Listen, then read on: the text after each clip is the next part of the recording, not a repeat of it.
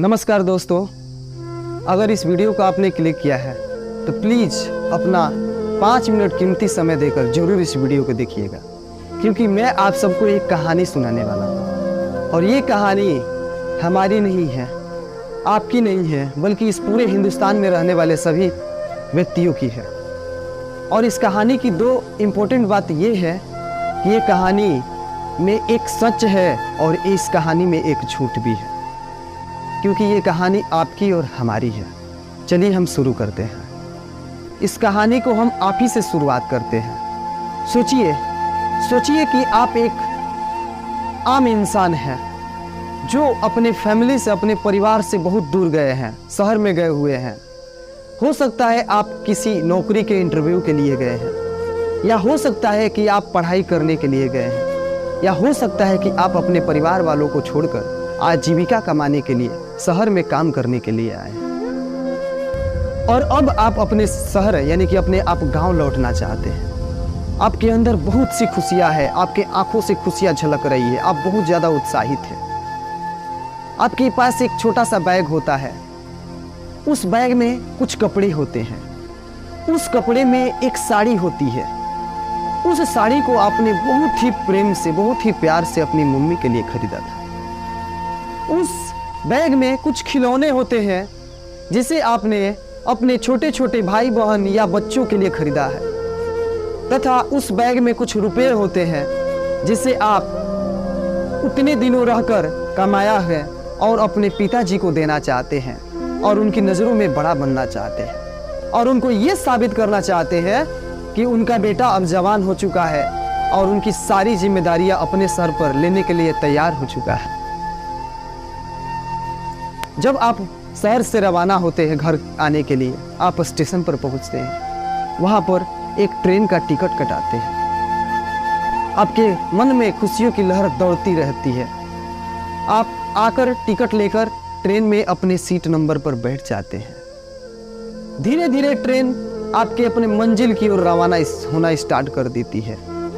एक छोटे से आवाज के साथ वो ट्रेन चलती जाती है, चलती जाती है, चलती जाती है। धीरे धीरे समय बीतता जाता है और शाम ढलती जाती है और धीरे धीरे रात हो जाता है। आसमान में काले बादल छाए हुए हैं, चारों तरफ सन्नाटा ही सन्नाटा है। केवल एक ही चीज सुनाई दे रही है, वो भी ट्रेन की रफ्तार। धीरे धीरे आपकी पलकें झपकने लगती हैं और आप गहरे नींद में चले जाते हैं। कुछ घंटों के बाद अचानक एक आवाज सुनाई देती है, हाँ। और जब आपकी आंखें खुलती हैं तो आप एक अस्पताल में होते हैं। आपका एक हाथ गायब हो गया होता है, या हो सकता है कि आपका एक पैर गायब हो गया हो, या हो सकता है कि आप इस दुनिया में हो ही नहीं। तो सोचिए क्या होगा उस बूढ़ी माँ का जिसने अपने कलेजे पर पत्थर रखकर अपने आप से आपको जुदा किया था। सोचिए क्या होगा उस बूढ़े बाप का जिसने पसीने से सींचकर आपको इतना बड़ा किया था। सोचिए क्या होगा उस औरत का जिसने अपने मांग में सिंदूर सजाकर आपको अपने से जुदा किया था। सोचिए क्या होगा उन छोटे छोटे भाई बहनों और बच्चों का जो रोज पापा का रट लगाए रहते थे। सोचिए क्या होगा। आखिर क्यों हम ही को चुकाना पड़ता है सरकार की गलतियों का मुआवजा? हर बार हम ही क्यों चुकाते हैं? आखिर ऐसी दर्दनाक घटनाएं बार बार क्यों होते रहती है और लोग अपनी जान गंवाते रहते हैं? हजारों लोग जान गंवा देते हैं, जिसमें किसी का पैर गायब हो गया होता है, तो किसी का हाथ गायब हो गया होता है, तो कोई मर गया होता है। किसी के घर के एक नहीं बल्कि 2 नहीं 3 लोग इस दुनिया को छोड़कर चले जाते हैं। आखिर कौन है इन सभी चीजों का जिम्मेदार? बताइए, मैं आपसे पूछना चाहता हूं। आखिर क्यों हमें ही चुकाना पड़ता है बार बार? और सरकार का क्या है? सरकार आएगी और घोषणा कर देगी कि मृतकों को 10-10 लाख और गंभीर रूप से जो घायल है उनको 2-2 लाख रुपए का मुआवजा दिया जाएगा। क्या बताइए आप हमको कि वो 10 लाख रुपया क्या उस माँ के भावनाओं से कीमती है जिसने जिंदगी भर अपने दूध को पिलाकर आपको जवान किया था? क्या उस 10 लाख रुपए की कीमत ज्यादा है उस बाप के पसीने से जिसने जिंदगी भर अपना पसीना बहा बहा कर आपको इतना बड़ा किया था? क्या 10 लाख रुपए की कीमत ज्यादा है उस औरत से जिसने अपना घर द्वार, अपने माता पिता, अपने भाई बंधु सबको छोड़कर आपके साथ एक नई जिंदगी शुरुआत करने के लिए आई थी?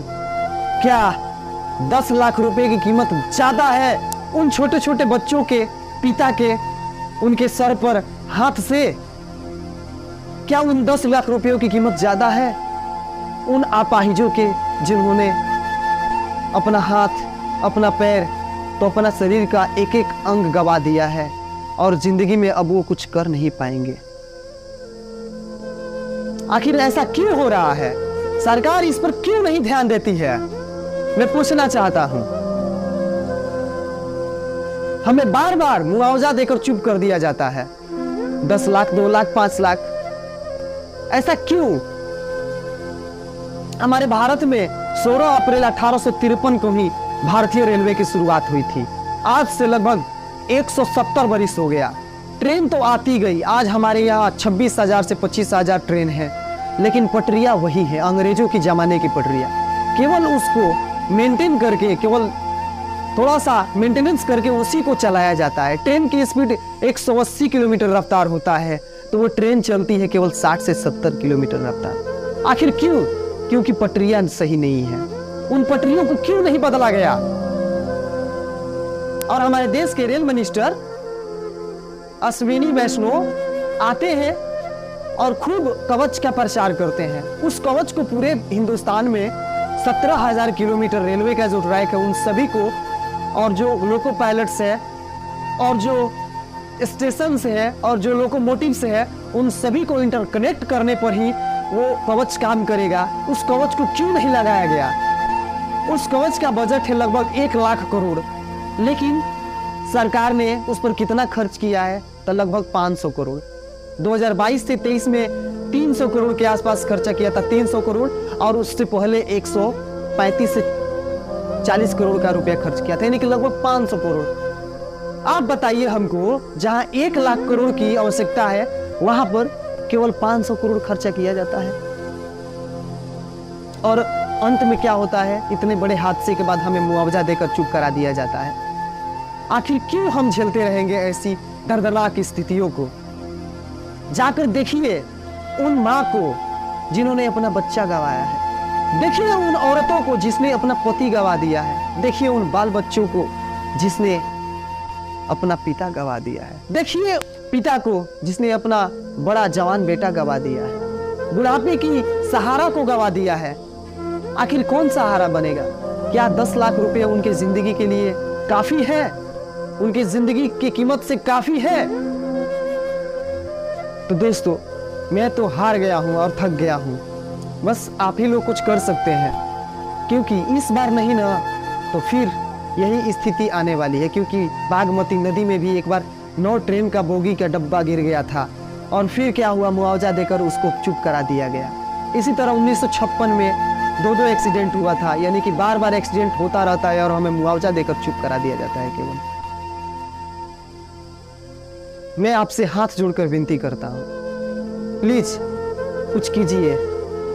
अगर अभी नहीं करेंगे ना तो ये जो कुरीतियों की सरकार है, और इसी तरह ये हमारे जान की कीमत लगाते रहेंगे और हम अपने जान को गंवाते रहेंगे। कृपया कुछ कीजिए। और इस कहानी का झूठ और सच ये है, और झूठ यह है ये कहानी कोई झूठी कहानी नहीं है, और सच यह है कि ये कहानी बिल्कुल 100% सत्य है। उड़ीसा की घटना को जो आपने देखा, देखिए वहाँ की दयनीय स्थिति को। तो मैं आप लोगों से अब कुछ नहीं कहना चाहता हूँ। अगर आप लोग मेरे बातों से सहमत हैं तो प्लीज़ इस वीडियो को वायरल कीजिए, लोगों तक पहुँचाइए, इसको सबको समझाइए, और सरकार से मांग कीजिए कि कवच जो निर्माण कर दिया गया उसको पूरे रेलवे ट्रैक पर, पूरे लोकोमोटिव्स में, पूरे ट्रेन में और पूरे स्टेशनों पर एक साथ कनेक्ट करके उसको लगाया जाए। क्योंकि हम अब बर्दाश्त करने वाले नहीं हैं ऐसी दर्दनाक स्थितियों को। जय हिंद, जय भारत।